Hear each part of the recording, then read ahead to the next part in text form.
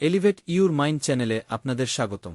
আজকের ভিডিওতে আমরা আলোচনা করব 5টি অসাধারণ ইসলামিক বাংলা বই নিয়ে, যা আপনাকে পারিবারিক জীবন এবং ব্যক্তিগত উন্নতির ক্ষেত্রে সহায়তা করবে। চলুন দেখে নেওয়া যাক এই বইগুলো। প্রথম বইটি হল জীবন উপভোগ করুন, ড মুহাম্মদ ইবনে আব্দুর রহমান আরিফির লেখা। এই বইটি জীবনের প্রতিটি মুহূর্ত উপভোগ করার জন্য ইসলামী দৃষ্টিভঙ্গি প্রদান করে। জীবনকে কিভাবে আনন্দদায়ক, অর্থপূর্ণ ও ইসলামিক নিয়মে পরিচালনা করা যায় তা বইটিতে বিস্তারিতভাবে আলোচনা করা হয়েছে।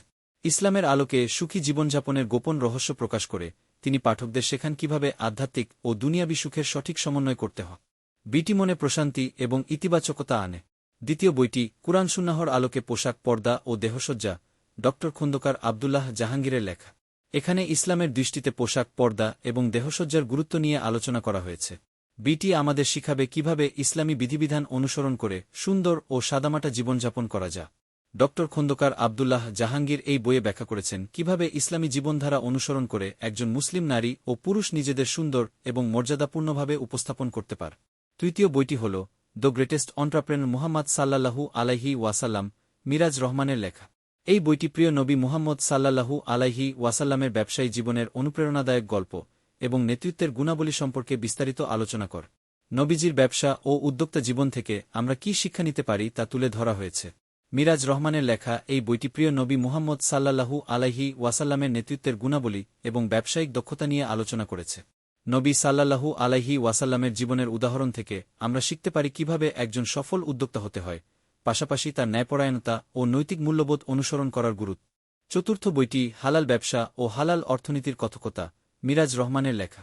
এখানে হালাল অর্থনীতি ও ব্যবসার মাধ্যমে সফল হওয়ার দিকনির্দেশনা দেওয়া হয়েছে। বইটি আপনাকে জানাবে কিভাবে ইসলামিক মূল্যবোধের ভিত্তিতে অর্থনৈতিক জীবন পরিচালনা করা যায়। এটি পাঠকদের জানাবে কিভাবে ইসলামের নির্দেশনা অনুসরণ করে ব্যবসায়িক কর্মকাণ্ড পরিচালনা করতে হয়, যেখানে যেমন ন্যায্যতা বজায় থাকে তেমনি ব্যবসার প্রতি আস্থা এবং সততা স্থাপন করা যায়। পঞ্চম বইটি নফসের বিরুদ্ধে লড়াই, মাহমুদ বিন নূরের লেখা। এটি আমাদের শিক্ষা দেয় কিভাবে নিজেকে পরিশুদ্ধ করা যায় এবং নফসের আত্মইচ্ছা বিরুদ্ধে লড়াই করে আত্মিক উন্নতি সাধন করা যায়। বইটি পড়লে আপনি নিজের মধ্যে আত্ম-অনুশীলন এবং আত্মবিশ্বাস তৈরি করতে পারবেন। ইসলামী চিন্তাধারা অনুসারে নফসের প্ররোচনা থেকে মুক্তি পেতে হলে কিভাবে আত্মশুদ্ধি, ধৈর্য এবং আধ্যাত্মিক সচেতনতা বৃদ্ধি করতে হয় তা এই বইয়ের মাধ্যমে জানা যায়।